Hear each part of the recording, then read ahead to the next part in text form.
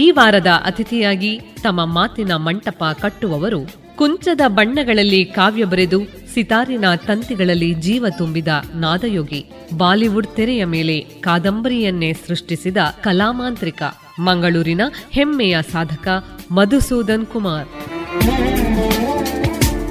ಆ ನೆನಪಿನ ಪಯಣಕ್ಕೆ ಸಾಥ್ ನೀಡಲಿದ್ದಾರೆ ಲತೀಶ್ ಪಾಲ್ದಾನೆ. ಬನ್ನಿ, ಸಿತಾರಿನ ನಾದದಷ್ಟೇ ಮಧುರವಾದ ವ್ಯಕ್ತಿತ್ವ ಇವರದು. ಮಧುಸೂದನ್ ಕುಮಾರ್ ಅವರ ಜೀವನದ ಕಾದಂಬರಿಯ ಪಯಣವನ್ನು ತಿಳಿಯೋಣ. ಕೇಳುಗರೆ ನಮಸ್ಕಾರ. ಈ ವಾರದ ನಮ್ಮ ಅತಿಥಿ ಮಧುಸೂದನ್ ಕುಮಾರ್ ಅವರು. ಮಧುಸೂದನ್ ಕುಮಾರ್ ಅವರನ್ನ ಬಹುಮುಖ ಪ್ರತಿಭೆ ಅಂತ ಹೇಳ್ಬೋದು. ಯಾಕಂತ ಹೇಳಿದ್ರೆ ಇವರು ವರ್ಣಚಿತ್ರಕಾರರು, ಸಿತಾರ್ ವಾದಕರು, ಹಾಗೇನೆ ಚಿತ್ರ ನಿರ್ಮಾಪಕರು, ನಿರ್ದೇಶಕರು ಕೂಡ. ಸರ್, ಕಾರ್ಯಕ್ರಮಕ್ಕೆ ಸ್ವಾಗತ. ಶುಕ್ರಿಯಾ ಸರ್. ಈಗ ಆಗ್ಲೇ ಹೇಳಿದಾಗೆ ತಾವು ಪೇಂಟಿಂಗ್ ಅಲ್ಲಿ ಇದ್ದೀರಾ, ಸಿತಾರ್ ನುಡಿಸ್ತೀರಾ, ಹಾಗೇನೆ ಫಿಲ್ಮ್ ಅಲ್ಲೂ ಇದ್ದೀರಾ. ಈಗ ಇಷ್ಟರಲ್ಲಿ ನಿಮ್ಮ ರಿಯಲ್ ಐಡೆಂಟಿಟಿ ಯಾವುದು ಅಂತ ನಾವು ಅಂದ್ಕೋಬಹುದು? ನಿಮಗೆ ತುಂಬಾ ಇಷ್ಟವಾದಂತಹ ಹವ್ಯಾಸ ಯಾವುದು? ಕಲಾಕಾರ ಅಂದರೆ ಅದರಲ್ಲಿ ವಿಜುವಲ್ ಆ್ಯಂಡ್ ಪರ್ಫಾರ್ಮಿಂಗ್ ಆರ್ಟ್ಸ್ ಅಂತ ಹೇಳ್ತಾರೆ. ಪ್ರಾದರ್ಶಿಕ ಮತ್ತು ಅಭಿವ್ಯಕ್ತ, ಅದು ಎರಡೂ ಒಟ್ಟಿಗೆ ಹೋಗ್ತದೆ. ಅದು ನನ್ನ ಜೀವನದಲ್ಲಿ ಸಣ್ಣಂದಿನಿಂದ ನನ್ನ ತಂದೆ ತಾಯಿ ಇಬ್ಬರು ನಮ್ಮನ್ನು ಆ ರೀತಿಯಲ್ಲೇ ಬೆಳೆಸಿದವರು. ನಾವು 6 ಮಕ್ಕಳು. ನಮ್ಮ ಮನೆಯಲ್ಲಿ ಸಂಗೀತವೂ ಇತ್ತು, ಪೇಂಟಿಂಗ್ ಇತ್ತು, ವಿಜುವಲ್ ಆರ್ಟ್ ಮತ್ತು ರೈಟಿಂಗ್, ನಮ್ಮದು ಪೊಯಿಟ್ರಿ. ನನ್ನ ತಂದೆಯವರು ಕೋಟಿ ಚೆನ್ನಯ್ಯ ಪದ್ಯಮಾಲಿಕೆ ಬರೆದವರು ಆ ಟೈಮ್ನಲ್ಲಿ, ಫಸ್ಟ್ ಟೈಮ್ ಮಂಗಳೂರು ಜಾರಪರು. ಮತ್ತು ಓದಲಿಕ್ಕೆ ನಮ್ಮ ಹತ್ರ ಅರೇಬಿಯನ್ ನೈಟ್ಸ್, ಚೈನೀಸ್, ಇಂಗ್ಲೀಷ್ ಎಲ್ಲ ನಮ್ಮ ಮನೆಯಲ್ಲೇ ನಮ್ಮ ವಿದ್ಯಾಭ್ಯಾಸ ಶುರು ಆಗಿತ್ತು. ಆಮೇಲೆ ನಾನು ಇಲ್ಲೇ ಬರುವ ಹಿರಿಯ ಪ್ರಾಥಮಿಕ ಶಾಲೆಯಲ್ಲಿ 5ನೇ ಕ್ಲಾಸ್ ನಮ್ಮ ಟೀಚರ್ಸ್ ಎಲ್ಲಿದ್ದರು, ಬಾಯ್ಸ್ ಟೀಚರ್ ಅಲ್ಲಿದ್ದರು. ಸಣ್ಣ ಹುಡುಗನನ್ನು ನೋಡಿ ಒಳ್ಳೆ ಚಿತ್ರಕಾರ ಅಂತ ಒಂದು ಸ್ಫೂರ್ತಿ ನಮಗೆ ಅಲ್ಲಿಂದಲೇ ಸ್ಟಾರ್ಟ್ ಆಗ್ತದೆ. ಅಲ್ಲಿಂದ ನಾನು ಲಿಸಸ್ ಕಾಲೇಜಿಗೆ ಹೋದೆ. ಸೈಂಟ್ ಲಿಸಸ್ ಕಾಲೇಜ್ನಲ್ಲಿ ಮಿಡಲ್ ಸ್ಕೂಲ್, ಹೈಸ್ಕೂಲ್, ಆಮೇಲೆ ಕಾಲೇಜ್ ನಾನು BSc ಮಾಡಿದೆ. ಇಲ್ಲಿ ಕೂಡ ನನ್ನ ಹೆಸರು ನಮ್ಮದು ಆರ್ಟ್ ಮತ್ತು ಮ್ಯೂಸಿಕ್ನಲ್ಲಿ. ನಾನು ತಬ್ಲಾ ಬಾರಿಸ್ತಿದ್ದೆ. ರಾಧಾಕೃಷ್ಣ ರಾಯರ ಒಟ್ಟಿಗೆ ನಮ್ಮದು ಎಲ್ಲ ಒಂದು ಟೀಮ್ ಆಗಿತ್ತು, ಮರ್ಕರ ಹಿಲ್ ಮ್ಯೂಸಿಕ್ ಪಾರ್ಟಿ ಅಂತ ಇತ್ತು. ಕಾಲೇಜ್ನಲ್ಲಿ ಇರುವಾಗ ನಾವೆಲ್ಲ ತಬ್ಲಾ ಬಾರಿಸೋದು, ಹೀಗೆಲ್ಲ ತುಂಬ ನಾಟಕಗಳಿಗೆ ತುಳು, ಕನ್ನಡ, ಕೊಂಕಣಿ ಎಲ್ಲ. ಮತ್ತು ನಾನು ಸಿತಾರಿಗೆ ಕಲೀಲಿಕ್ಕಂತ ಗುಲ್ವಾಡಿ ರತ್ನಾಕರ್ ಭಟ್ ಅಂತ ಇದ್ದರು. ಅವರು ಪುಣೆಯಿಂದ ಬಂದು ಇಲ್ಲಿ ಸೆಟ್ಲ್ ಆಗಿದ್ದರು ರಾಮ ಮಂದಿರದಲ್ಲಿ. ಅದರ ಮೊದಲು ನಾನು ಲಕ್ಷ್ಮಣ್ ಕಾಮತ್ ಸೇವಕರ್ ಅಂತ, ಅವರ ಮಕ್ಕಳು ಈಗ ಆರ್ಟಿಸ್ಟ್ ಆಗಿ ಇದ್ದಾರೆ ಮಂಗಳೂರಿನಲ್ಲಿ. ಅವರು ನನ್ನ ಗುರುಗಳು. ಅಂದರೆ ಮೊದಲು ನಾನು ಪೀಟರ್ ಡಿಸೋಜ್ ನಮ್ಮ ಹೈಸ್ಕೂಲ್ನ ನಮ್ಮ ಇವರು, ಮತ್ತು ಫಾದರ್ SQL ಅಂತ ಇದ್ರು. ಆಮೇಲೆ ಕಾಲೇಜ್ನಲ್ಲಿ ಮ್ಯಾನೇಜರ್ಸ್ ಇವರೆಲ್ಲ ನಮಗೆ ಪ್ರೋತ್ಸಾಹ ಕೊಟ್ಟವರು. ಆಮೇಲೆ ಪಾಂಡುರಂಗ್ ಪೈ ಇವರು ಎಲ್ಲ ನಮ್ಮ ಹೈಸ್ಕೂಲ್ನ ಟೀಚರ್ಸ್ ನಮ್ಮನ್ನು ಕಲಾವಿದ ಅಂತ ಹೇಳಿ ಬೇಸ್ ಅಂತ ಹೇಳ್ತಾರಲ್ಲ, ಅದು ನಮ್ಮದು ಬಹಳ ಸ್ಟ್ರಾಂಗ್ ಆಗಿತ್ತು. ಹಾಗೆ ನಾನು ಮತ್ತೆ ಬಾಂಬೆಗೆ ಹೋದೆ. ಬಾಂಬೆಗೆ ಹೋಗುವಾಗ ಅಲ್ಲಿ 1965ನಲ್ಲಿ ನಾನು ಹೋದೆ. 66ನಲ್ಲಿ ನನಗೆ ಬಾಂಬೆ ಆರ್ಟ್ ಸೊಸೈಟಿದು ಅವಾರ್ಡ್ ನನಗೆ ಪ್ರಾಪ್ತ ಆಯಿತು. ಜುಗಲ್ಬಂದಿ ಅಂತ ಒಂದು ಮ್ಯೂಸಿಕಲ್ ಒಂದು ಪೇಂಟಿಂಗ್ ನಾನು ಮಾಡಿದ್ದೆ, ಬ್ಲ್ಯಾಕ್ ಆ್ಯಂಡ್ ವೈಟ್. ಅದಕ್ಕೆ ಡಾಕ್ಟರ್ ಚೆರಿಯನ್ ಅಂತ ಗವರ್ನರ್ ಇದ್ದರು, ಅವರ ಕೈಯಿಂದ ನನಗೆ ಪ್ರಶಸ್ತಿ ಕೊಟ್ಟರು. ಮುಳಬಾಯಿ ಮೆಮೋರಿಯಲ್ ಪ್ರೈಸ್ ಸಿಕ್ಕಿತು. ಆಮೇಲೆ ಆ ದಿವಸ ಇವರು chief justice of India Gajendragadkar ಇದ್ದರು, ಮತ್ತು ಉಸ್ತಾದ್ ವಿಲಾಯತ್ ಖಾನ್ ಇದ್ದರು. ಮಂಗಳೂರಿನಲ್ಲಿ ಪರಿಚಯ ಆಗಿತ್ತು, ಆದರೆ ಅಲ್ಲಿ ಇನ್ನೊಮ್ಮೆ ಆಯಿತು. ಅವರು ನನ್ನನ್ನು ಇನ್ವೈಟ್ ಮಾಡಿದರು. ಅವರ ತಾಯಿಯ ಪೋರ್ಟ್ರೇಟ್ ತೈಲಚಿತ್ರ ನಾನು ಮಾಡಿದೆ. ಬಾಂಬೆಯಲ್ಲಿ ಇಲಸ್ಟ್ರೇಟರ್ ಆಗಿದ್ದೆ, ಚಿಲ್ಡ್ರನ್ಸ್ ಬುಕ್ಸ್ ಇಲಸ್ಟ್ರೇಟರ್.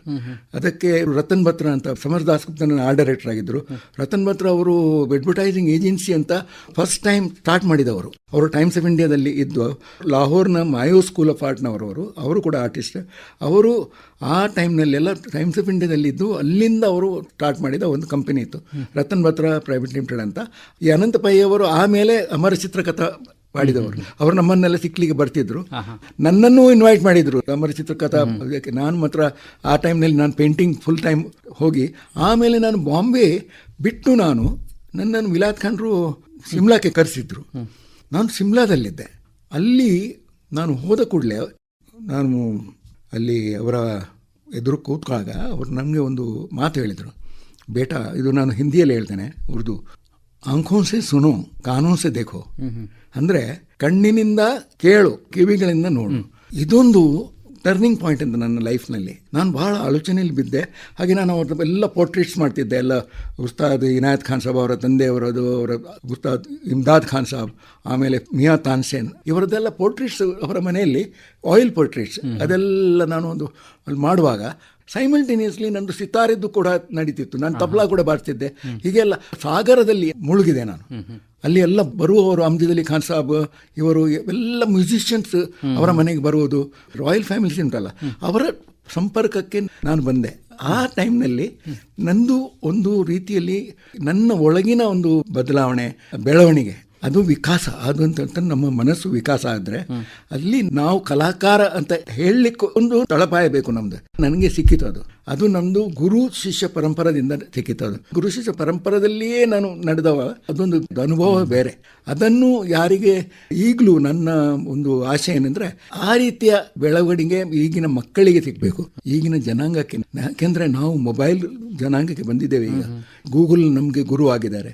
ಹಾಗಾದರೆ ನಾವು ಇನ್ಫಾರ್ಮೇಷನ್ ಗ್ಯಾದರ್ ಮಾಡೋದಕ್ಕಿಂತ ಮೊದಲು ನಮಗೆ ಎಸ್ಥೆಟಿಕ್ಸ್ ಅಂದ್ರೆ ಏನು, ಕಲಾತ್ಮಕ ಜೀವನ ಅಂದರೆ ಏನು, ಹಾಗೆ ನಾವು ಕಲಾಕಾರ ಆಗಬೇಕಂದ್ರೆ ಏನಿಲ್ಲ, ಯಾವ ಫೀಲ್ಡಿಗೆ ನೀವು ಹೋದರೂ, ಸೈನ್ಸ್ಗೆ ಹೋಗಲಿ, ಇದಕ್ಕೆ ಹೋಗಲಿ, ನಾಸಕ್ಕೆ ಹೋಗಿ, ಆದರೆ ಈ ಒಂದು ಭಾವನೆ ನಿಮ್ಮದು ಆಭಾಸ ಅಂತ ಹೇಳ್ತಾರೆ, ಅದನ್ನು ನೀವು ಡೆವಲಪ್ ಮಾಡಿದರೆ ನಮ್ಮ ಪೀಳಿಗೆ, ಭಾರತ, ನಮ್ಮ ಭಾರತೀಯತೆ.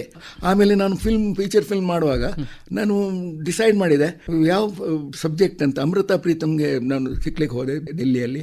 ಅವ್ರ ಹತ್ರ ನಾವು ಮಾತಾಡುವಾಗ ಅವರು ಹೇಳಿದರು ನಾವೆಲ್ಸ್ ಎಲ್ಲ ಅವ್ರದ್ದು. ನಾನು ಹೇಳಿದೆ ನನಗೊಂದು ಸಣ್ಣ ಚಿಕ್ಕ 5 ಕ್ಯಾರೆಕ್ಟರ್ದು ಒಂದು ಕೊಡಿ, ಪ್ಲೇ ನಾನು ಮಾಡ್ತೇನೆ. ಅದು ಧರ್ತಿ ಸಾಗರ ಅವ್ರ ಸಿಪಿಯಾ ಅಂತ. ಧರ್ತಿ ಅಂದರೆ ಭೂಮಿ, ಸಾಗರ ಮತ್ತು ಸಿಪಿಯಾ ಇದು ಶೆಲ್, ಮಗು. ಹಾಗೆ ಆ ಒಂದು ಕಥೆಯನ್ನು ನಾನು ಕಾದಂಬರಿ ಅಂತ, ಅದರಲ್ಲಿ ಶಬಾನಾ ಆಜ್ಮಿ ಭೂಮಿಕಾ ಮೈನ್ ಇದರಲ್ಲಿ, ಮತ್ತು ವಿಜಯ್ ಅರೋರಾ. ಆಗ 1975 ನಮ್ಮದು ಫಿಲ್ಮ್ ರಿಲೀಸ್ ಆಯಿತು. ಆಗ 74ನಲ್ಲಿ ನಾವು ಡೆಲ್ಲಿಯಲ್ಲಿ ಶೂಟಿಂಗ್ ಮಾಡುವಾಗ 2,000 ಜನ ಅವರನ್ನು ನೋಡ್ಲಿಕ್ಕೆ ಬಂದರು. ಆಗ ನನಗೆ ಅರ್ಥ ಆಯಿತು, ನಾನು ಫಿಲ್ಮ್ ನೋಡ್ತಿರ್ಲಿಲ್ಲ, ಯಾದೊಂಕಿ ಬಾರಾತ್ ಅವ್ರದ್ದು ದೊಡ್ಡ ಹಿಟ್ ಆಗಿತ್ತಲ್ಲ, ಅವರು ದೊಡ್ಡ ಹೀರೋ ಧರ್ಮೇಂದ್ರನೊಟ್ಟಿಗೆ ಇವರ ಹೆಸರು. ಸೊ ನಾರ್ತ್ನಲ್ಲಿ ನಮಗೆ ಬಾಂಬೆಯಲ್ಲಿ ಗೊತ್ತಾಗೋದಿಲ್ಲ, ಹೊರಗೆ ಹೋಗುವಾಗ ಎಲ್ಲ ಇವರ ಫ್ಯಾನ್ ಫಾಲೋವಿಂಗ್ ಎಷ್ಟು ಉಂಟಂತ ನನಗೆ ಅಲ್ಲಿ ಗೊತ್ತಾಯಿತು. ಹಾಗೆ ನಮ್ಮದು ಫಿಲ್ಮ್ ಅದು ಸಕ್ಸಸ್ಫುಲ್ ಆಯಿತು. ಅದಕ್ಕೆ 5 ಫಿಲ್ಮ್ ಫೇರ್ ಅವಾರ್ಡ್ಸ್ ಕೂಡ ಸಿಕ್ಕಿತು. ಶೋಲೆ ಕೂಡ ಅದೇ ಒಟ್ಟಿಗೆ ರಿಲೀಸ್ ಆಯಿತು. ಆದರೆ ಶೋಲೆ ಆಮೇಲೆ ಬಹಳ ದೊಡ್ಡ ಫಿನಾಮಿನನ್ ರಿಲೀಸ್ ಆಯಿತು. ಅದು ಹಿಸ್ಟ್ರಿ. ಅದು ಈಗ ತಾವು ಜನಿಸಿದ್ದು ಒಂದು ಲೆಕ್ಕದಲ್ಲಿ ಸ್ವಾತಂತ್ರ್ಯ ಪೂರ್ವದಲ್ಲಿ 1944ರಲ್ಲಿ. ಹಾಗಾಗಿ ಆ ಕಾಲದಲ್ಲಿ ಈಗ ಮಂಗಳೂರಿನ ಜನಜೀವನ ಹೇಗಿತ್ತು, ಇಲ್ಲಿನ ಪರಿಸ್ಥಿತಿ ಹೇಗಿತ್ತು, ನಿಮ್ಮ ಒಂದು ಬಾಲ್ಯದ ದಿನಗಳು ಹೇಗಿತ್ತು, ಅದನ್ನು ಸ್ವಲ್ಪ ತಿಳಿಸಿ ಸರ್. ಬಹಳ ಸುಂದರವಾಗಿತ್ತು. ಆದರೆ ಬ್ರಿಟಿಷರೆಲ್ಲ ನಮ್ಮ ಮನೆಗೆ ಕೂಡ ಬರ್ತಿದ್ರು, ನಮ್ಮ ತಂದೆಯವರನ್ನು ಸಿಕ್ಲಿಕ್ಕೆ. ನಮ್ದು ಬಡವರ ಒಂದು ಪ್ರಿಂಟಿಂಗ್ ಪ್ರೆಸ್ ಇತ್ತು, ಬಡವರ ಒಂದು ಪೇಪರ್ ಇತ್ತು, ನಮ್ದು ವಿನೋದ ಭಾರತ ಅಂತ ಪೇಪರ್ ಇತ್ತು. ಪಬ್ಲಿಷಿಂಗ್ ಎಡಿಟರ್ ನಮ್ಮ ತಂದೆಯವರು ಮಂಗಳೂರು ಜಾರಪರು. ಸೊ ನಮಗೆ ಮನೆಯಲ್ಲಿ ಎಲ್ಲ ಥರದ ಸ್ಟ್ರಾಟ ಅಂತ ಹೇಳ್ತಾರಲ್ಲ, ಬೇರೆ ಬೇರೆ ಸ್ಟ್ರಾಟದ ಬಡವರು ಕೂಡ ಬರ್ತಿದ್ರು. ಹಾಗೆ ಏನಾದರೂ ನಮ್ಮ ತಂದೆಯವರು ಏನು ಮಾಡಿದ್ರು ಅಂದರೆ, ಅವರು ಗಾಂಧಿಯನ್. ಅದರಲ್ಲಿ ಅವರ ಥಿಂಕಿಂಗ್ ಏನಂದರೆ ಎವ್ರಿ ಮ್ಯಾನ್ ಇಸ್ ಸಮಾನರು. ನಾರಾಯಣ ಗುರುಗಳು ಹೇಳಿದ ಹಾಗೆ ಒಂದೇ ಜಾತಿ ಒಂದೇ ಮತ. ಹಾಗೆ ಅಲ್ಲಿ ರುದ್ರಭೂಮಿಯಲ್ಲಿ ಬೋಳೂರಿನಲ್ಲಿ ಅಲ್ಲಿ ಮತ್ತೆ ಒಂದು ಹಣ ಕೊಟ್ಟವರು ಬೆಂಗ್ರೆಯಲ್ಲಿ ಒಂದು ಮಾನೇರ್ ಅಂತ ಇದ್ದಾರೆ, ಅವರದ್ದು ಒಂದು ಗುಡಿ ಇದೆ, ಅದು ಈಗಲೂ ಇದೆ. ಎಲ್ಲ ಕೆಲಸ ಮಾಡುವ ಹುಡುಗರು, ಆಮೇಲೆ ಪ್ರಿಂಟಿಂಗ್ ಪ್ರೆಸ್ಸಲ್ಲಿ ಹಾಕಿದವರು, ಅವರೆಲ್ಲ ನಮ್ಮ ಮನೆಯಲ್ಲೇ ಟ್ರೈನಿಂಗ್ ಆಯಿತು ಅವ್ರದ್ದು. ಹಾಗೆಲ್ಲ ಮಾಡರ್ನ್ ಮೆಷಿನಲ್ಲಿ ಇರಲಿಲ್ಲ, ಟ್ರೆಡ್ಲ್ ಮೆಷಿನ್, ಸಿಲಿಂಡರ್ ಮೆಷಿನ್, ಅದರಲ್ಲಿ ಮತ್ತೆ ಟೈಪ್ ಸೆಟ್ಟಿಂಗ್ ಅಂತ. ಆ ಟೈಮ್ನಲ್ಲಿ ಒಬ್ಬರು ಆರ್ಟಿಸ್ಟ್ ಬರ್ತಿದ್ರು, ಜೀವೋತ್ತಮ ಅಂತ. ಅವರು ನಮ್ಮ ತಂದೆಯವರು ಆರ್ಟಿಸ್ಟ್. ಅವರು ಬರುವಾಗ ಅವರ ಪರ್ಸನಾಲಿಟಿಯನ್ನು ನೋಡುವಾಗ, ಕೂತ್ಕೊಂಡು ಅವರು ಮಾಡುವ ಡ್ರಾಯಿಂಗ್ಸ್ ಇದೆಲ್ಲ ನೋಡುವಾಗ ಎಲ್ಲ ಮಕ್ಕಳು ನಾವು ನೋಡೋದು ನನಗೆ ಬಹಳ ಸ್ಫೂರ್ತಿ ಸಿಕ್ಕಿತು. ಅಲ್ಲಿಂದ ನಾನು ಆ್ಯಕ್ಚುಲಿ ಆರ್ಟಿಸ್ಟ್ ಆಗಲಿಕ್ಕೆ ನನಗೆ ಬೇರೆ ಯಾವುದೂ ಬೇಡ. ಆರ್ಟ್ನಲ್ಲಿ ಅವರು ಫ್ರೆಸ್ಕೋ ಪೇಂಟಿಂಗ್ ಕಲ್ತರು ಫ್ಲೋರೆನ್ಸ್ನಲ್ಲಿ, ಅವರ ಲೈಫ್ ಸ್ಟೋರಿ ಅದನ್ನೆಲ್ಲ ನಾನು ಸ್ಟಡಿ ಮಾಡಿದೆ. ಆಮೇಲೆ ನಾನು 1976ನಲ್ಲಿ ನಾನು ಯುರೋಪ್ಗೆ ಹೋದೆ. ಮ್ಯೂಸಿಯಮ್ಸ್ ಎಲ್ಲ, ಲೂವ್ರ್ ಅದು ಎಲ್ಲ ಜರ್ಮನಿಯಲ್ಲಿ, ಫ್ರಾನ್ಸ್ನಲ್ಲಿ ಎಲ್ಲ ನಾನು ನೋಡಿ ಬಂದೆ. ನೋಡುವಾಗ ಅದರ ಒಂದು ಪ್ರಭಾವ ನನ್ನ ಮೇಲೆ ಬಹಳ ಬಿತ್ತು. ಅಲ್ಲಿ ಯುರೋಪಿಯನ್ಸ್ ಎಲ್ಲ ನನ್ನ ಹತ್ರ ಮಾತಾಡುವಾಗ ಅವರಿಗೆ ಆಶ್ಚರ್ಯ ಆಗ್ತಿತ್ತು. ನಾವು ಯುರೋಪಿಯನ್ ಆರ್ಟ್ನ ನಮಗೆ ಇಂಡಿಯಾದವರಿಗೆ ಜಾಸ್ತಿ ಗೊತ್ತುಂಟು, ಅವ್ರಿಗೆ ಗೊತ್ತಿರಲಿಲ್ಲ ಕೆಲವು ವಿಷಯ. ನಮ್ಮ ಐಡೆಂಟಿಟಿ ಉಂಟಲ್ಲ, ನಮ್ಮ ಭಾರತೀಯತೆ, ಅದನ್ನು ನಾವು ಮರೆತು ಹೋಗಬಾರ್ದು. ಯಾಕೆಂದರೆ ಅದಕ್ಕೆ ಅವರು ರೆಸ್ಪೆಕ್ಟ್ ಕೊಡ್ತಾರೆ. ಭಾರತದ ಕಲೆ ಏನು, ನೀವು ಯಾರು, ನಾವು ಆರ್ಟಿಸ್ಟ್, ಒಂದು ಕಲಾಕಾರ ಆಗಲಿಕ್ಕೆ ನಮ್ಮ ಒಳಗಿನ ನಮ್ಮನ್ನು ನಾವು ಗುರುತಿಸಬೇಕು. ಆ ಸೆಂಟರಿಂಗ್ ಅಂತ ಹೇಳ್ತಾರೆ. ಆ ಸೆಂಟರಿಂಗ್ ನಮ್ಮ ಹತ್ರ ಬಂದರೆ ಆಟೋಮೆಟಿಕಲಿ ನಿಮ್ಮ ಕಲೆಯಲ್ಲಿ ಯಾವುದೇ ಆಗಲಿ, ಯಾವ ಎಕ್ಸ್ಪ್ರೆಷನ್ ಆಗಲಿ, ಸಂಗೀತ ಆಗಲಿ, ನಿಮ್ಮದು ಪೇಂಟಿಂಗ್ ಆಗಲಿ, ಸಿನಿಮಾ ಆಗಲಿ, ಅದರಲ್ಲಿ ನಿಮ್ಮ ಆ ಒಂದು ಪರ್ಸನಾಲಿಟಿ ಅದರಲ್ಲಿ ನೋಡಲಿಕ್ಕೆ ಸಿಗ್ತದೆ. ಅದರಲ್ಲಿ ನಿಮ್ಮ ಸೋಲ್ ಅಂತ ಹೇಳ್ತಾರೆ.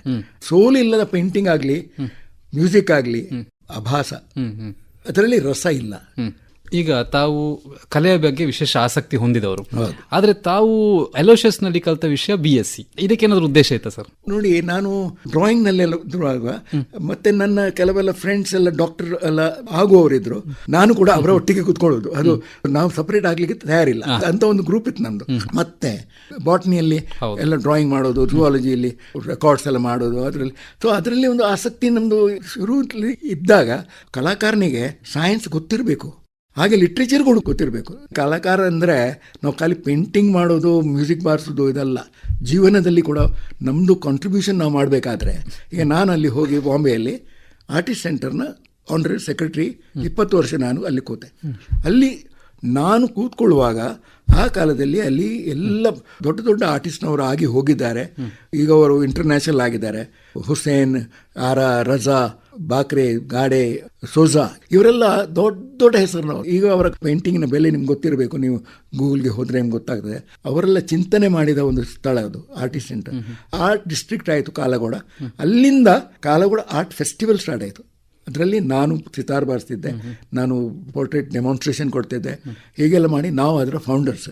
ಈಗ ಮಂಗಳೂರಿನಲ್ಲಿ ತುಳುನಾಡಿನ ನಮ್ಮ ಇಲ್ಲಿನ ಕಲ್ಚರ್, ಇಲ್ಲಿದು ಲ್ಯಾಂಗ್ವೇಜ್, ಇಲ್ಲಿಯ ಸಂಸ್ಕೃತಿ, ಅದಕ್ಕೆ ನನ್ನ ಕೊಡುಗೆ ಏನು ಮಾಡುವುದು ಅಂತ ನಂದು ದೊಡ್ಡ ಒಂದು ಆಲೋಚನೆ ಇತ್ತು.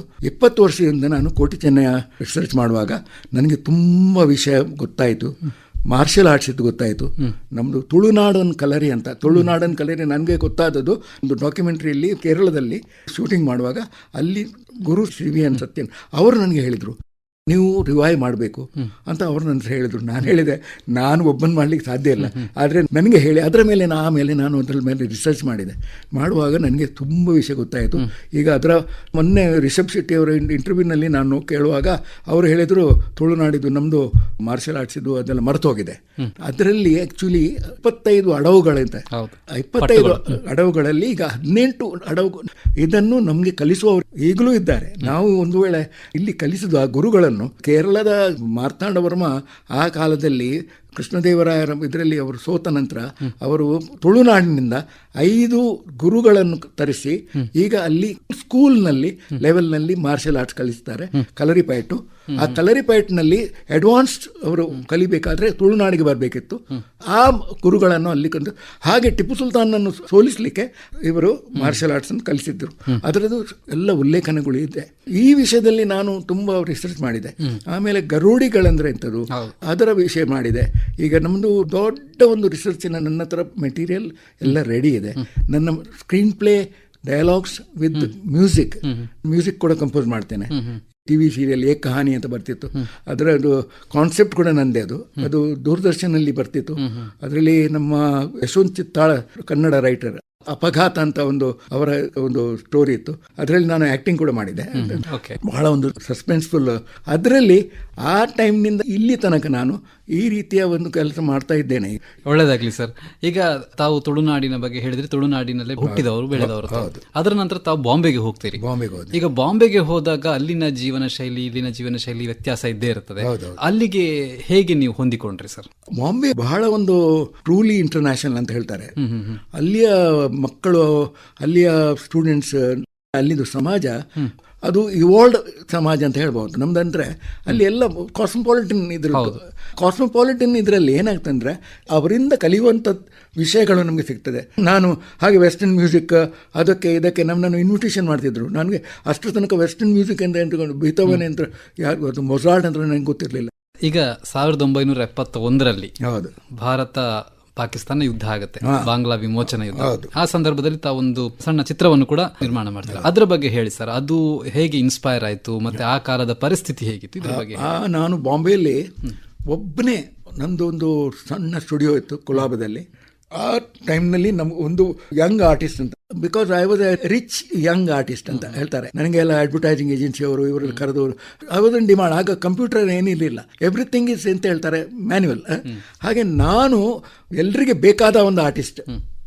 ಆಗ ಬಾಂಗ್ಲಾದೇಶ್ ವಾರ್ ಸ್ಟಾರ್ಟ್ ಆಯಿತು, ಬ್ಲ್ಯಾಕ್ಔಟ್ಸ್ ಎಲ್ಲ. ಆದರೆ ನಮ್ಗೆ ಊಟಕ್ಕೆಲ್ಲ ಏನಿಲ್ಲ, ಕಿಚನ್ ಇಲ್ಲ ನಮ್ಮ ಹತ್ರ. ಅಲ್ಲಿ ಒಂದು ಸಣ್ಣ ಹೋಟೆಲ್ ಇತ್ತು. ಆ ಹೋಟೆಲ್ನಲ್ಲಿ ಹಿಂದಿನ ಜಾಗದಲ್ಲಿ ಅವರು ಊಟ ಬಡಿಸ್ತಿದ್ರು. ಅಲ್ಲಿ ಊಟ ಮಾಡಿ ಹೋಗಿ ಮಲಗ್ತಿದ್ದೆ. ಖಾಲಿ ಒಬ್ಬ ಆರ್ಟಿಸ್ಟ್ ಬಂದು ನನಗೆ ಸಿಕ್ತಿತ್ತ.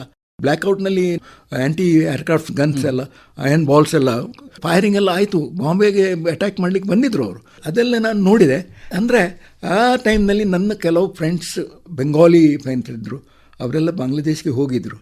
ಅದರಲ್ಲಿ ಮುಕ್ತಿ ಬಹಿನಿ ಅಂತ ಇತ್ತು, ಅದರಲ್ಲಿ ಅವರು ಪಾರ್ಟಿಸಿಪೇಟ್ ಮಾಡಿದ್ರು. ಅಮಿತ್ ಭೌಮಿಕ್ ಅಂತ ನನ್ನ ಫ್ರೆಂಡ್ ಇದ್ದಾರೆ, ಅವರು ಈಸ್ ಎ ಪೋಯೆಟ್ ಆಲ್ಸೋ, ಈಗ ಅಡ್ವೊಕೇಟ್ ಅವರು. ಅದರ ನಂತರ ನಂದು ಲೈಫ್ ಚೇಂಜ್ ಆಯಿತು. ನಾನೊಂದು ಅಡ್ವರ್ಟೈಸಿಂಗ್ ಫಿಲ್ಮ್ ಮಾಡಿದೆ. ಅಡ್ವರ್ಟೈಸಿಂಗ್ ಫಿಲ್ಮ್ ಮಾಡುವಾಗ ಆ ಕಂಪನಿ ಅವ್ರಿಗೆ ಬಹಳ ಲಾಭ ಆಯಿತು. ಅವರು ಹೇಳಿದರು ನೀವೊಂದು ಫೀಚರ್ ಫಿಲ್ಮ್ ಮಾಡಿ ಅಂತ. ಅದರಿಂದ ನಮ್ಮದು ಕಾದಂಬರಿ ಸ್ಟಾರ್ಟ್ ಆಯಿತು. ದೊಡ್ಡ ಫ್ಲ್ಯಾಟ್, ದೊಡ್ಡ ಪಾರ್ಟಿ ಎಲ್ಲ ಆಗಲಿ ಶುರು ಆಯಿತು. ಸನ್ ಇನ್ ಸ್ಟ್ಯಾಂಡ್ನಲ್ಲಿ ಎಲ್ಲ ನಮ್ದೆಲ್ಲ ಪಾರ್ಟಿ ಆಗೋದು. ಆಗ ಎಲ್ಲ ನಮ್ಮ ಮುಕ್ತಿ ಬಾಹಿನಿ ಹೋಗಿ ಬಂದವರು. ಆಮೇಲೆ ಬಾಂಗ್ಲಾದೇಶ್ ಅಂತ ಆಯಿತು. ಅಲ್ಲಿಂದ ಕೆಲವರು ದೊಡ್ಡ ದೊಡ್ಡ ಬಾಡಿ ಅವರೆಲ್ಲ ಬಂಗಾಲಿ ವಾರಿಯರ್ಸ್ ಅವರೆಲ್ಲ ನಮ್ಮ ಮನೆಗೆ ಬಂದಿದ್ದರು. ನಾನೆಲ್ಲ ಅವರನ್ನು ನೋಡಿದೆ ಅಂತ. ಹೀಗೆಲ್ಲ ಅದು ಎಕ್ಸ್ಪೀರಿಯನ್ಸ್ ಒಂದು ಬೇರೆ ಒಂದು ಟೈಮ್ ಇತ್ತದು. ನೋಡಿ ಹೇಗೆ ಬಾಂಗ್ಲಾದೇಶ್ ಅಂತ ಸಪರೇಟ್ ಆಯಿತು.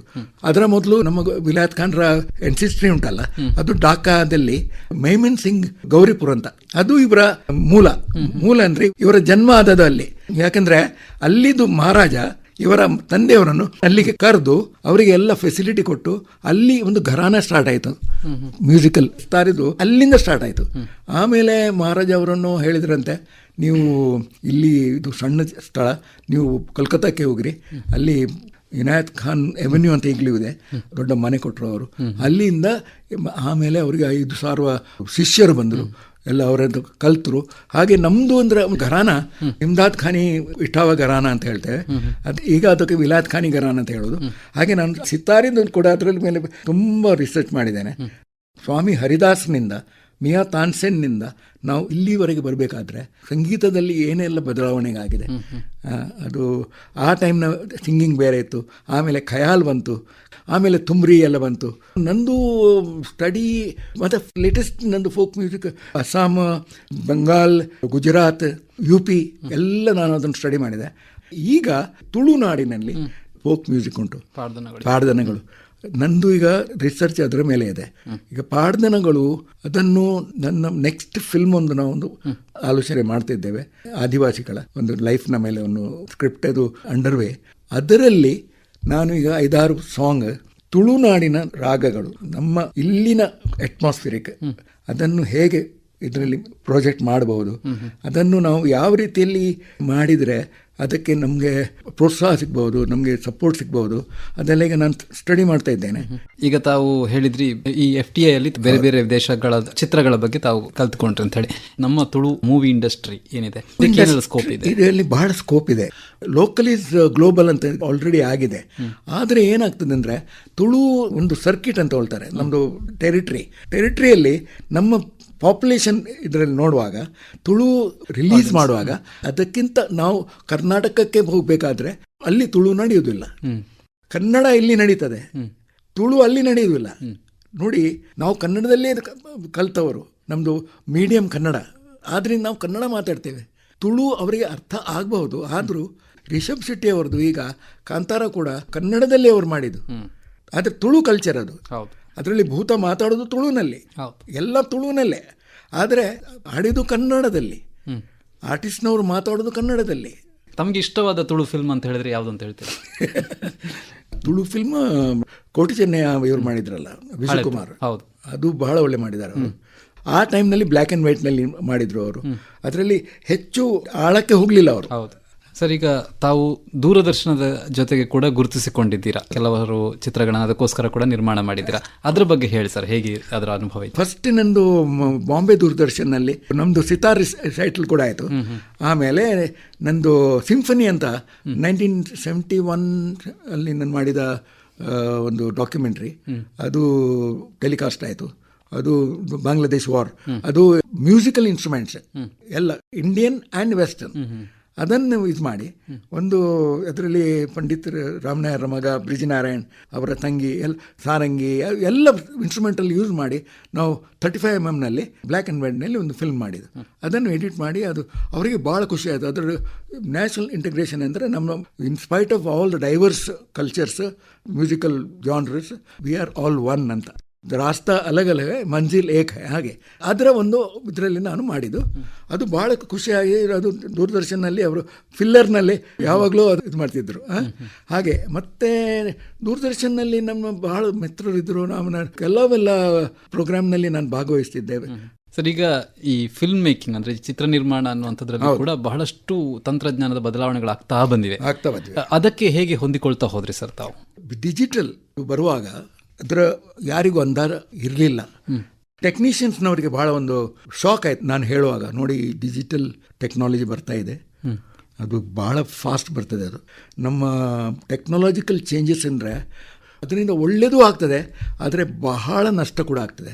ಅದರಲ್ಲಿ ಏನಾಗಿದೆ ಅಂದರೆ ನಮ್ಮ ಆ ಟೈಮ್ನಲ್ಲಿ ಬೆಹರೂಜ್ ಇರಾನಿ ಅಂತ ಅವನ 2 ಕ್ಯಾಮರಾ ಇತ್ತು, ಅವರು ನನಗೆ ಕೊಟ್ಟರು. ನಾನು 2002 ಕಾಲಗೋಳ ಫೆಸ್ಟಿವಲ್ ಸ್ಟಾರ್ಟ್ ಆಯಿತು.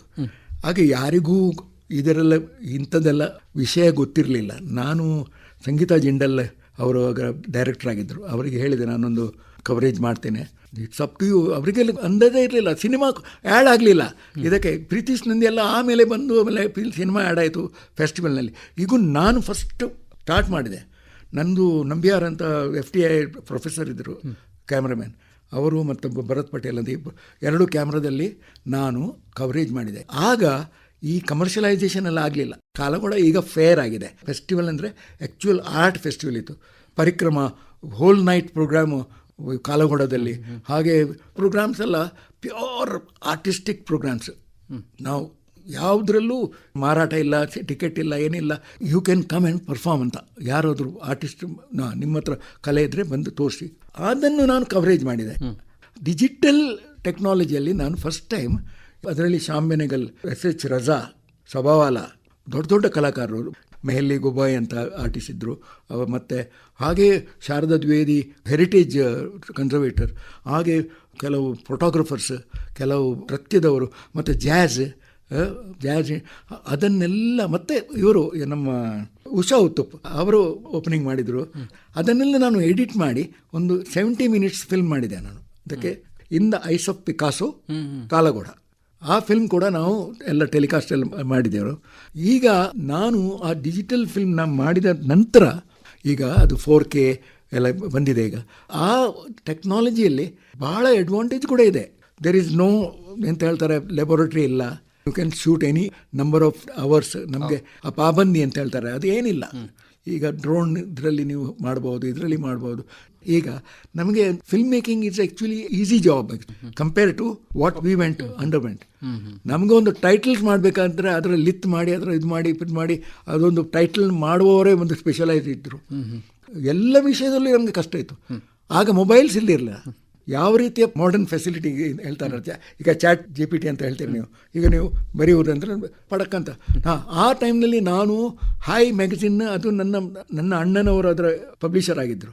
ಹಾಯ್ ಅಂದರೆ ಅದು ಮನೇಕಾ ಗಾಂಧಿದು ಡೇಟ್ ಲೈನ್ ಡೆಲ್ಲಿ ಅಂತ ಇತ್ತು, ನಮ್ಮದು ಬಾಂಬೆಯಲ್ಲಿ ಹಾಯ್ ಅಂತ.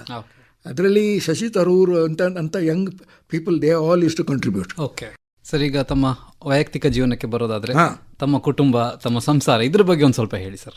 ನಮ್ಮ ಮನೆಯಲ್ಲಿ ನಾನು 4ನೇವ. ನನ್ನ ದೊಡ್ಡ ಅಕ್ಕ ಮ್ಯಾರಿಡ್, ಹ್ಯಾವಿಂಗ್ ಎ ಸನ್, ಇಲ್ಲೇ ಇದ್ದಾರೆ. ಮತ್ತು ನನ್ನ ಅಣ್ಣ ಮ್ಯಾರಿಡ್ ಆ್ಯಂಡ್ ಬ್ಯಾಂಗ್ಳೂರ್ನಲ್ಲಿ ಅವರ ಮಕ್ಕಳು ಎಲ್ಲ ಇದ್ದಾರೆ, ಮೊಮ್ಮಕ್ಕಳಿದ್ದಾರೆ. ಮತ್ತು ನಾನು, ನನ್ನ ತಂಗಿ, ಅಕ್ಕ ಎಲ್ಲ ಇದರಲ್ಲಿ ನಮ್ಮದರಲ್ಲಿ ಇಬ್ಬರು ಬಾಂಬೆಯಲ್ಲಿ ಭಾಳ ಹೆಸರುವಾಸಿ ಅಡ್ವೊಕೇಟ್ಸ್. ಒಬ್ಬರು ತೀರಿ ಹೋದರು, ಹೈಕೋರ್ಟ್ ಅಡ್ವೊಕೇಟ್ ಆಗಿದ್ದರು, ಹೇಮಲತಾ ಸಾಲಿಯನ್. ಆಮೇಲೆ ನನ್ನ ತಂಗಿ Rohini Salian chief public prosecutor ಆಗಿದ್ದರು ಆಫ್ ಗ್ರೇಟರ್ ಮುಂಬೈ. ಈಗ ರಿಟೈರ್ಡ್, ಆದರೆ ಈಗಲೂ ಆ್ಯಕ್ಟಿವ್ ಇದ್ದಾರೆ. ಮತ್ತು ನನ್ನ ಇನ್ನೊಬ್ಬರು ತಂಗಿ ವಿಲ್ಸನ್ ಕಾಲೇಜ್ನಲ್ಲಿ PhD ಮಾಡಿ ಝುವಾಲಜಿಯಲ್ಲಿ ಅಲ್ಲಿ 30 ವರ್ಷ ಕಲಿತು ಈಗ ಅವರು ಕೂಡ ಪೇಂಟಿಂಗ್ ಮಾಡ್ತಾರೆ. ನಾವು ಇಬ್ಬರು ನಮ್ಮನ್ನು ನೆಹರು ಸೆಂಟರ್ ಲಂಡನ್ ನಮ್ಮನ್ನು ಇನ್ವೈಟ್ ಮಾಡಿದ್ರು 2019ನಲ್ಲಿ. ನಾವು ಅಲ್ಲಿ 10 ದಿನ ಇದ್ದು ಶೋ ಮಾಡಿ ಬಂದೆವು. ಹಾಗೆ ಈಗ ನಮ್ಮ ಮನೆಯಲ್ಲಿ ನಾವು ಇಬ್ಬರು ಕಲಾಕಾರರು, ಮತ್ತೆ ಬಾಕಿಯವರೆಲ್ಲ ಅವರವರ ಇದರಲ್ಲಿ ಇದ್ದಾರೆ. ಸರ್, ಈಗ ತಮಗೆ 81 ವರ್ಷ. ಈ ಒಂದು ಪ್ರಾಯದಲ್ಲೂ ತಮ್ಮಲ್ಲಿರುವಂಥ ಉತ್ಸಾಹ, ತಮ್ಮ ಒಂದು ಫಿಟ್ನೆಸ್ ಇದೆಲ್ಲ ಹೇಗೆ ಸಾಧ್ಯ ಆಯಿತು ಸರ್? ಇದು ಜೆನೆಟಿಕ್ ಅಂತ ಹೇಳ್ತಾರೆ. ನಮ್ಮ ಮನೆಯವರೆಲ್ಲ ಭಾಳ ಹೆಲ್ದಿ ಇದ್ರು. ಅಲ್ಲ, ನಮ್ಮ ತಂದೆಯವರನ್ನು ನೋಡಿದರೆ ಅವ್ರು ಭಾಳ ಹ್ಯಾಂಡ್ಸಮ್. ನಮ್ಮ ಮನೆಯಲ್ಲಿ ಒಳ್ಳೆ ಹೆಲ್ತ್ ಇದು ಇದೆ. ಆದರೆ ನಾವು ಸ್ವಲ್ಪ ಕೇರ್ ತೆಕ್ಕೊಳ್ಬೇಕಾಗುತ್ತೆ. ಅಂದರೆ ನನ್ನ ಲೈಫ್ನಲ್ಲಿ ನಾನು ಭಾಳ ಸ್ಟ್ರಗಲ್ ಮಾಡಿದ ಲೈಫ್ ನಂದು. ಆದರೆ ಸ್ಟ್ರಗಲ್ ಮಾಡಿದ್ರಿಂದಾಗಿ ನನ್ನ ಹತ್ರ ಎಂಡ್ಯೂರೆನ್ಸ್ ಅಂತ ಹೇಳ್ತಾರೆ. ಎಂಡ್ಯೂರೆನ್ಸ್ ನೀವು ಯಾವಾಗಲೂ ನೋಡಿ, ಎಲ್ಲ ಕಲಿತ ಮೇಲೆ 64 ವಿದ್ಯೆ ಕಲಿತು ಆಮೇಲೆ ನಿಮ್ಮ ಹತ್ರ ಪೇಷನ್ಸ್ ಆ್ಯಂಡ್ ಎಂಡ್ಯೂರೆನ್ಸ್ ಅದನ್ನು ನೀವು ಕಲಿಯದಿದ್ದರೆ ನಿಮ್ಮದು ಯಾವುದೂ ನಡೆಯುವುದಿಲ್ಲ. ನನ್ನನ್ನು ನಾನು ಆ್ಯಕ್ಟಿವ್ ಇಟ್ಟದ್ರಿಂದಾಗಿ ಮತ್ತೆ ನಾನು ಏನು ಮಾಡಿದೆ ಅಂದರೆ, ಕೆಲವೆಲ್ಲ ಫಿಲಸಾಫಿಕಲ್ ಜೆ ಕೃಷ್ಣಮೂರ್ತಿ ಅವರನ್ನು ಕೇಳೋದು, ಅವರು ಮಾತಾಡುವಾಗ ಜೆ ಕಂಪೌಂಡ್ನಲ್ಲಿ ಬರ್ತಿದ್ರು. ಅವರಿಂದಾಗಿ ನನ್ನ ಒಳಗಿನಲ್ಲಿ ಒಂದು ಶಕ್ತಿ. ಯಾವುದು ಶಕ್ತಿ ಅಂದರೆ, ಯಾವುದಕ್ಕೂ ನಂದು ಒಂದು ಲೇಬಲಿಂಗ್ ಮಾಡೋದಿಲ್ಲ. ನಾನು ಓನ್ಲಿ ಹ್ಯುಮ್ಯಾನಿಟಿ. ಕಲಾಕಾರ ಅಂದರೆ ನಿಮಗೆ ಬೇರೆ ಏನೂ ಗತಿ ಇಲ್ಲ. ಆ ಒಂದು ನಾನ್ ಲೇಬಲಿಂಗ್ ಪರ್ಸನ್ ನಾನು. ಹಾಗೆ ಕೆಲವರಿದ್ದಾರೆ ಅವರ ಮಾತು ಕೇಳಿದ ನಂತರ ನಮಗೆ ಕ್ಲಾರಿಟಿ ಸಿಕ್ಕಿದೆ. ಇವರು ಖಾಲಿ ಗುರುಗಳಂತ ಅವರು ಹೇಳಲಿಲ್ಲ. We are only sharing the thoughts ಅಂತ ಹೇಳ್ತಾರೆ ಅವರು is not saying I am not a philosopher, I am not a, ಹಾಗೆ ನೆಗೇಟ್ ಮಾಡ್ತಾರೆ. ಆದರೆ ಅವರ ಮಾತು ಕೇಳುವಾಗ ಎಷ್ಟು ಸರಳವಾಗಿ ಹೇಳ್ತಾರೆ ಅವರು. ಆ ಸರಳತೆ ಉಂಟಲ್ಲ, ಅದು ಸಹಜತೆ. ಮತ್ತೆ ನಾನು ಒಂದು ರೇಖಿ ಮೇಲೆ ಮಾಡಿದೆ. ಬಿಹಾರ್ ಶಿರೀನ್ ಸಬವಾಲ ಅವರು ಮೆಡಿಟೇಷನ್ ಕ್ಯಾಂಪ್ ಮಾಡ್ತಿದ್ರು.